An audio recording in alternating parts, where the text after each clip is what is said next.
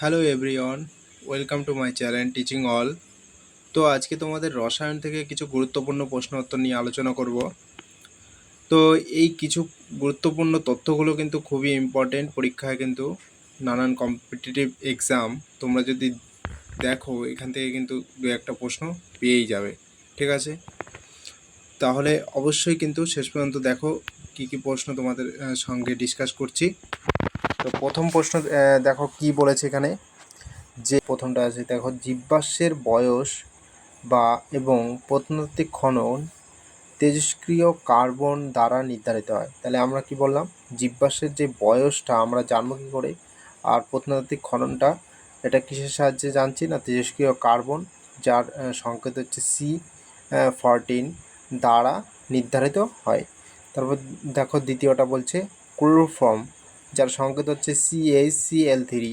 ঠিক আছে, সূর্যালোকের উপস্থিতিতে বিষাক্ত ফসজিন যে তৈরি করে, তাহলে বিষাক্ত ফসজিনের সংকেত কি COCl। ঠিক আছে, এটা কি বিষাক্ত ফসজিন তৈরি করছে না ক্লোরোফর্ম সূর্যালোকে উপস্থিতিতে। তাহলে ক্লোরোফর্ম কি করছে না, সূর্যালোকের উপস্থিতিতে বিষাক্ত ফসজিন তৈরি করছে। ঠিক আছে, আরে দেখো 3 নম্বরটা কি বলছে, মাটির ক্ষারকত্ব কমাতে জিপসাম, যার সংকেত কি, এটা পরীক্ষায় অনেক সময় দেয়। জিপসামের সংকেত তোমার কি বলছে, জিপসামের সংকেত কি, CaSO4, ঠিক আছে, .2H2O, .2H2O। ঠিক আছে, এইটা ব্যবহার করা হচ্ছে কি, মাটির ক্ষারকত্ব কমাতে জিপসাম ব্যবহার করা হচ্ছে। ঠিক আছে, পরবর্তী দেখো, যে জলের স্থায়ী ক্ষারতা, ঠিক আছে, পার্মানেন্ট হার্ডনেস দূর করতে পটাশিয়াম ক্লোরাইড, যার সংকেত হচ্ছে KCl ব্যবহার করা হয়।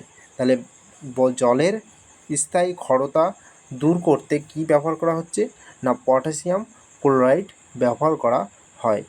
পরবর্তী দেখো, শুষ্ক বরফ, যাকে বলছে ড্রাই সল্ট। ঠিক আছে, ড্রাই সলিড, হ্যাঁ, যার সংকেত কি, শুষ্ক বরফের সংকেত হচ্ছে ড্রাই সলিড CO2। এরকম কিন্তু পরীক্ষায় পড়ে, শুষ্ক বরফ কাকে বলা হচ্ছে না, শুষ্ক বরফ কাকে বলা হচ্ছে CO2, যেটা হচ্ছে ড্রাই সলিড CO2কে শুষ্ক বরফ বলা হয়। ঠিক আছে, উত্তপ্ত করলে তা সরাসরি গ্যাসে পরিণত হয়। এটা কিন্তু পরীক্ষায় পড়েছিল একবার। ঠিক আছে, কোন পরীক্ষায় পড়েছিল আমি কিন্তু সঠিকলি জানি না, কিন্তু এটা পরীক্ষায় এসেছিল যে শুষ্ক বরফ কাকে বলা হয়। ঠিক আছে, তো এটা হচ্ছে ড্রাই সলিড কি, CO2। ঠিক আছে, একে বলা হয় শুষ্ক বরফ। চলো পরবর্তী দেখি, নেক্সট দেখো এখানে বলছে, পরের দেখো, টোলুইন, যার সংকেত হচ্ছে C6H5CH3। ঠিক আছে, থেকে কি তৈরি হচ্ছে না, স্যাকারিন প্রস্তুত করা হয়। তাহলে কী থেকে স্যাকারিন প্রস্তুত করা হচ্ছে, স্যাকারিন কী থেকে তৈরি করা হয় না, টোলুইন থেকে। ঠিক আছে, এটা কিন্তু পরীক্ষা আসে, মোস্ট ইম্পর্টেন্ট। ওকে, টোলুইন থেকে কি তৈরি হচ্ছে না, স্যাকারিন। তাহলে টোলুইনের সংকেত কি, C6H5CH3। ওকে, পরবর্তী দেখো, নাইট্রাস অক্সাইড, যাকে আমরা বলছি লাফিং গ্যাস, এটাও খুব ইম্পর্টেন্ট। ঠিক আছে, স্টার মার্ক। নাইট্রাস অক্সাইডকে কি বলছে, লাফিং গ্যাস বলা হয়। তাহলে নাইট্রাস অক্সাইড হচ্ছে NO2, NO2কে কী বলা হচ্ছে, লাফিং গ্যাস। পরের প্রশ্ন দেখো, হাড়ের প্রায় 58% ক্যালসিয়াম ফসফেট, হ্যাঁ, ক্যালসিয়াম ফসফেটের সংকেতটা একটু দেখে নাও। ঠিক আছে, Ca3, ব্যাকেটের মধ্যে হচ্ছে PO4, তার হোল টিউ। ঠিক আছে, তাহলে হাড়ে প্রায় কী থাকে, ক্যালসিয়াম ফসফেট কত পার্সেন্ট থাকে না, 98%। পরের প্রশ্ন দেখো, পিক্রিক অ্যাসিড হলো একটি জৈব যৌগ। পিক্রিক অ্যাসিড কি, একটি জৈব যৌগ। এটি পরীক্ষাগারে বিকারক হিসেবে ব্যবহার করা হয়। এটি কি হিসাবে ব্যবহার করা হয় না, এটা বিকারক হিসাবে। ওকে, পিক্রিক অ্যাসিড একটি জৈব যৌগ। ওকে, পরেরটা দেখো, দিসলাইয়ের কাঠিতে বারুদ হিসাবে লাল ফসফরাস ব্যবহার করা হয়। তাহলে আমরা কি জানলাম যে দিসলাইয়ের কাঠিতে বারুদ হিসাবে কি ব্যবহার করা হয়, লাল ফসফরাস। পরবর্তী প্রশ্ন কি না, বিশুদ্ধ অ্যালকোহলের সঙ্গে বেনজিন বা ইথার দ্রবীভূত করে পাওয়ার অ্যালকোহল প্রস্তুত করা হয়, যা বিমানের জ্বালানি হিসাবে ব্যবহার করা হয়। তাহলে এখানে দেখো কি বললাম না বিশুদ্ধ অ্যালকোহলের সঙ্গে কি করছে না বেনজিন বা ইথার, যেটা বলছে দ্রবীভূত করছে। তাহলে বিশুদ্ধ অ্যালকোহলের সঙ্গে কী দ্রবীভূত করছে? বেনজিন বা ইথার দ্রবীভূত করে পাওয়ার অ্যালকোহল প্রস্তুত করছে। কী তৈরি করছে? না পাওয়ার অ্যালকোহল প্রস্তুত করা হয়, যেটা যেটা কী করছে না যা বিমানের জ্বালানি হিসেবে ব্যবহার করছে। এই পাওয়ার অ্যালকোহল দিয়ে কী করছে? বিমানের জ্বালানি হিসেবে ব্যবহার করছে এই পাওয়ার অ্যালকোহলকে। ঠিক আছে, পরের প্রশ্ন দেখো, প্ল্যাটিনাম পিটি, যার সংকেত হচ্ছে পিটি, একে কি বলে? প্ল্যাটিনামকে বলা হয় হোয়াইট গোল্ড। তাহলে প্ল্যাটিনামকে কি বলা হচ্ছে? প্ল্যাটিনামকে কি বলা হচ্ছে? White gold. কি বলা হচ্ছে? White gold. ঠিক আছে, মনে রাখবে। তাহলে প্ল্যাটিনামের অপর নাম কি? White gold. পরবর্তী প্রশ্ন কি বলছে না ক্লোরিন গ্যাস জারণ বিক্রিয়া করে রঙিন ফুলকে বিবর্ণ করে দেয়। তাহলে কি বলছে? ক্লোরিন গ্যাস জারণ বিক্রিয়া করে ক্লোরিন গ্যাস কী করছে না জারণ বিক্রিয়া করে রঙিন ফুলকে কী করছে? বিবর্ণ করে দিচ্ছে। আমরা দেখি অনেক সময় যে ফুলের কালারটা চেঞ্জ হয়ে যাচ্ছে, কী করে হচ্ছে? এই যে ক্লোরিন গ্যাস জারণ বিক্রিয়ায়। ঠিক আছে, পরবর্তী প্রশ্ন দেখো তো, ইউরিয়াতে নাইট্রোজেনের পরিমাণ কত? 46%। এবার ইউরিয়ার সংকেত যদি আমরা জানতে চাই, তো এখানে দেখো লেখা আছে CO, ঠিক আছে, NH2 তার হোল 2, এটাই হচ্ছে ইউরিয়ার সংকেত। ওকে, পরবর্তী দেখো, ল্যাবরেটরিতে সংশ্লেষিত প্রথম জৈব যৌগ হলো ইউরিয়া। তাহলে ল্যাবরেটরিতে প্রথম সংশ্লেষিত হয়েছিল এমন যৌগের নাম হচ্ছে ইউরিয়া। ঠিক আছে, পরীক্ষায় কিন্তু ইম্পর্টেন্ট, কিন্তু এগুলো সব ভালো করে একদম খাতায় নোট ডাউন করে নেবে। ঠিক আছে, মোস্ট ইম্পর্টেন্ট।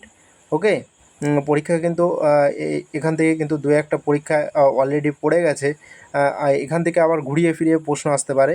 তোমরা অবশ্যই ভালো করে এটা নোট ডাউন করে মুখস্থ করে নেবে। ওকে, চলো পরেরটা থেকে, কৃত্রিম সুগন্ধি প্রস্তুতিতে ইথাইল অ্যাসিটেট ব্যবহৃত হয়। তাহলে কি বললাম? যে কৃত্রিম সুগন্ধি, এটা কি বলছি? কৃত্রিম সুগন্ধি, যারা আর্টিফিশিয়াল পারফিউমস, যেটা কৃত্রিম সুগন্ধি প্রস্তুত করতে আমাদের কী ব্যবহৃত? আর্টিফিশিয়াল পারফিউমস প্রস্তুতিতে এটা ইথানল অ্যাসিটেট ব্যবহৃত হচ্ছে, ইথানল অ্যাসিটেট। ওকে, পরবর্তী প্রশ্ন দেখো, অ্যাসিটিক অ্যাসিড যার সংকেত হচ্ছে CH3COOH, CH3COOH হচ্ছে অ্যাসিটিক অ্যাসিডের সংকেত। এবার এর 10%, 10% যে লঘু জলীয় দ্রবণকে কী বলছে? ভিনিগার বলছে। তাহলে ভিনিগার হচ্ছে 10% লঘু জলীয় দ্রবণ, কার? না অ্যাসিটিক অ্যাসিডের। ওকে, পরবর্তী দেখো, ধাতুতে ঝাল দেওয়ার কাজে কি শিখা ব্যবহার করা হয়? না অক্সি অ্যাসিটিলিন শিখা। কী শিখা?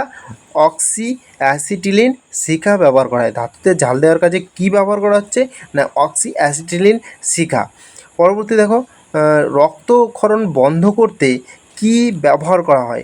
রক্তক্ষরণ বন্ধ করতে কি ব্যবহার করা হচ্ছে? না ফেরিক ক্লোরাইড।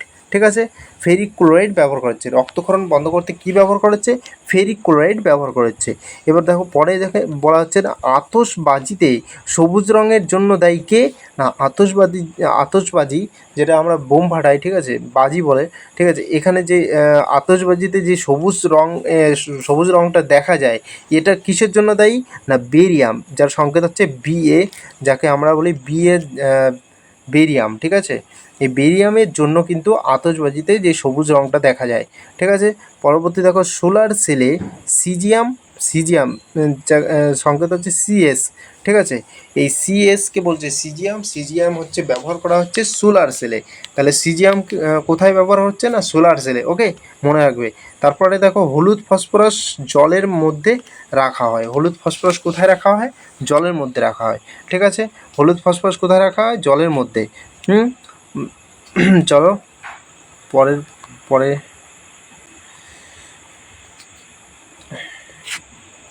দেখো, আমরা কি বললাম যে হলুদ ফসফরাস কোথায়? না জলের মধ্যে রাখা হচ্ছে, তাই তো? জলের মধ্যে রাখা হচ্ছে। হলুদ ফসফরাস কোথায় রাখা হচ্ছে? জলের মধ্যে। এবার নেক্সট দেখো, সামুদ্রিক আগাছা, যাকে বলছে সিউইডস, তে কী থাকে? সামুদ্রিক আগাছাতে কী থাকে? না আয়োডিন থাকে। কী থাকে? আয়োডিন। ঠিক আছে, যাকে বলছে আই। ঠিক আছে, সংকেতে। এবার দ্বিতীয়টা বলছে দেখো, রান্না করার সময় অধিকাংশ ভিটামিন নষ্ট হয়ে যায়। তাই তো? এমন এমন কি ভিটামিন আছে যা নষ্ট হয়ে যায়, যেমন ভিটামিন সি, ঠিক আছে? এটা কিন্তু রান্নার সময় কিন্তু নষ্ট হয়ে যায়। তারপর পরবর্তী দেখো, সিলভার মিরর প্রস্তুতিতে এম, প্রস্তুতির জন্য কি ব্যবহার করা হয়? সিলভার মিরর প্রস্তুতির জন্য কি ব্যবহার করা হয়? না গ্লুকোজ। কি ব্যবহার করা হচ্ছে? সিলভার মিরর প্রস্তুতির জন্য গ্লুকোজ ব্যবহার করা হচ্ছে। পরবর্তী দেখো, কৃত্রিম শ্বাস প্রশ্বাসের জন্য কী সারের সিলিন্ডার ব্যবহার করা হয়? কৃত্রিম শ্বাস প্রশ্বাসের জন্য অক্সিজেন ও হিলিয়াম গ্যাসের সিলিন্ডার ব্যবহার করা হয়। তাহলে কৃত্রিম শ্বাস প্রশ্বাসের জন্য কী ব্যবহার করা হচ্ছে? না অক্সিজেন ও হিলিয়াম গ্যাসের সিলিন্ডার ব্যবহার করা হচ্ছে। কৃত্রিম শ্বাস প্রশ্বাসের জন্য হিলিয়াম ও অক্সিজেন গ্যাসের সিলিন্ডার ব্যবহার করা হচ্ছে। ঠিক আছে, এবার পরবর্তী দেখো, এবার কি বলছে যে ঠান্ডা জায়গায় হিমাঙ্ক কমাতে কি ইথাইল গ্লাইকল ব্যবহার করা হচ্ছে? কী গ্লাইকল? না ইথাইল অ্যালকোহল, ইথাইল গ্লাইকল, ঠিক আছে? ঠান্ডা জায়গায় হিমাঙ্ক কমাতে ইথাইল গ্লাইকল ব্যবহার করা হয়। পরবর্তী দেখো, তৈলচিত্রে যেটা ওয়েল পেইন্টিংস, ঠিক আছে? তৈলচিত্রে হাইড্রোজেন পারক্সাইড, যেটা সংকেত হচ্ছে H2O2, ব্যবহার করা হচ্ছে। হাইড্রোজেন পারক্সাইডের সংকেত হচ্ছে H2O2। এটা কি না তৈলচিত্রে ওয়েল পেইন্টিংসে হাইড্রোজেন পারঅক্সাইড ব্যবহার করা হয়। ঠিক আছে, পরবর্তী দেখো যে সোডিয়াম ধাতুকে কেরোসিনের মধ্যে ডুবিয়ে রাখা হয়। সোডিয়াম ধাতুকে কী করছে? না কেরোসিনের মধ্যে ডুবিয়ে রাখা হয়। ফ্লোরিন, যার সংকেত হচ্ছে F, এটা কিন্তু জারণ ক্ষমতা সর্বোচ্চ। ঠিক আছে, ফ্লোরিনের জারণ ক্ষমতা সর্বোচ্চ। মনে রাখবে, জারণ ক্ষমতা এমন একটা দিয়ে দেয় যে কোন মৌলের জারণ ক্ষমতা সর্বোচ্চ বলতে হবে কিন্তু ফ্লোরিন। ঠিক আছে, অপশান থাকলে ফ্লোরিন দিতে হবে। ঠিক আছে, সিলভার, যার সংকেত হচ্ছে Ag, হলো বিদ্যুতের সবচেয়ে উত্তম পরিবাহক। ঠিক আছে, সিলভারের কি সিলভার হলো কি না বিদ্যুতের সবচেয়ে উত্তম পরিবাহক। তাহলে এরকম প্রশ্ন আসে, বিদ্যুতের সবচেয়ে উত্তম পরিবাহক কোনটি? তাহলে সিলভার। ঠিক আছে, রেডন হলো সবচেয়ে ভারী গ্যাস। রেডন কি? সবচেয়ে ভারী গ্যাস। তাহলে এরকম প্রশ্ন দিয়ে দেয় যে সবচেয়ে ভারী গ্যাস কোনটি, নিচের কোনটি সবচেয়ে ভারী গ্যাস, তখন অপশানে রেডন থাকবে। ঠিক আছে, আবার সংকেত দিয়ে দেয় Rn। ওকে, এটা মনে রাখবে। পরবর্তী দেখো, পোলোনিয়াম, যার সংকেত হচ্ছে PO। ঠিক আছে, এর সর্বাধিক আইসোটপ আছে। তাহলে পোলোনিয়ামের সর্বাধিক কী আছে? আইসোটপ আছে। ঠিক আছে, মোস্ট ইম্পর্টেন্ট, এগুলো মনে রাখবে। আর পরবর্তী দেখো, সালফিউরিক অ্যাসিড, যেটা বলছে H2SO4, সালফিউরিক অ্যাসিডের সংকেত কি? H2SO4। ঠিক আছে, একে কী বলছে? ওয়েল অফ ভিট্রিয়ল বলা হয়। এটা বলে দেয় যে ওয়েল অফ ভিট্রিয়ল কোন গ্যাসকে বলা হয়, তখন অপশানে কিন্তু সালফিউরিক অ্যাসিড বা H2SO4 সংকেত দিয়ে দিল, তখন কিন্তু এই ওয়েল অফ ভিট্রিয়ল বলা হয় সালফিউরিক অ্যাসিড। এটা কিন্তু মোস্ট ইম্পর্টেন্ট। ঠিক আছে, সব পরীক্ষায় দিয়ে দেয়। পরবর্তী দেখো, নোবেল ধাতুগুলি কোনগুলো? নোবেল ধাতুগুলি কোনগুলো? এই যে আমরা পড়লাম, Ag, ঠিক আছে, সিলভার, তারপর Au, হ্যাঁ, সোনা, পিটি, প্ল্যাটিনাম, ঠিক আছে, আয়রন, হ্যাঁ, পারদ, ঠিক আছে, লেড, তারপরে হচ্ছে এই রুবিডিয়াম, ঠিক আছে, অসমেনিয়াম, এই যে এইগুলো সব নোবেল ধাতুগুলির মধ্যে পড়ছে। ঠিক আছে, সামান্য পরিমাণ মিথাইল অ্যালকোহল, যেটা হচ্ছে CH3OH, যেটা মিথাইল অ্যালকোহলের সংকেত CH3OH, এটা মিথাইল অ্যালকোহল গ্রহণ করলে এটি শরীরে বিষক্রিয়া ঘটায়, অন্ধত্বের সৃষ্টি করে। তাহলে মিথাইল অ্যালকোহল খেলে কী হয় না শরীরে বিষক্রিয়া ঘটায় এবং অন্ধত্বের সৃষ্টি করে। তারপর পরবর্তী দেখো, কাচের সঙ্গে হাইড্রোক্লোরিক অ্যাসিড বিক্রিয়া করে কী তৈরি করে?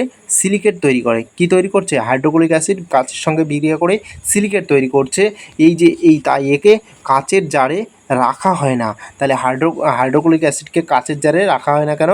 না এটা সিলিকেট তৈরি করে, কাচের সঙ্গে হাইড্রোক্লোরিক অ্যাসিড বিক্রিয়া করে সিলিকেট তৈরি করে। এখানে হাইড্রোক্লোরিকের সংকেতটা এখানে ভুল আছে, HF হবে না, HCl হবে। ওকে, HCl এখানে লিখছি, HCl হচ্ছে হাইড্রোক্লোরিক অ্যাসিডের সংকেত। ওকে, হাইড্রোক্লোরিক অ্যাসিডের সংকেত কি? HCl।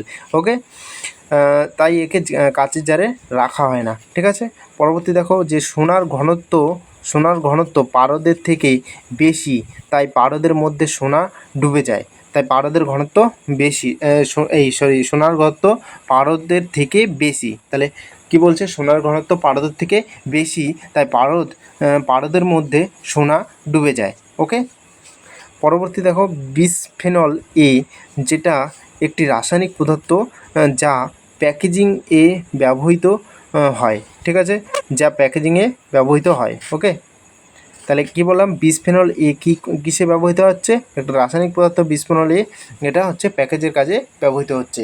পরবর্তী দেখো লাস্ট এটা, যে বায়ুমণ্ডলের নাইট্রোজেন গ্যাসকে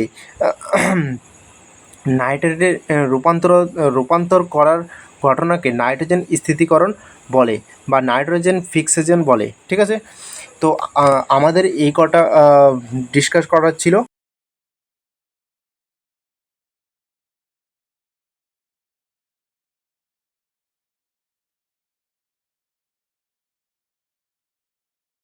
তো চ্যানেলে নতুন হয়ে থাকলে অবশ্যই সাবস্ক্রাইব করে পাশে থাকা বেল আইকনে অল করবে।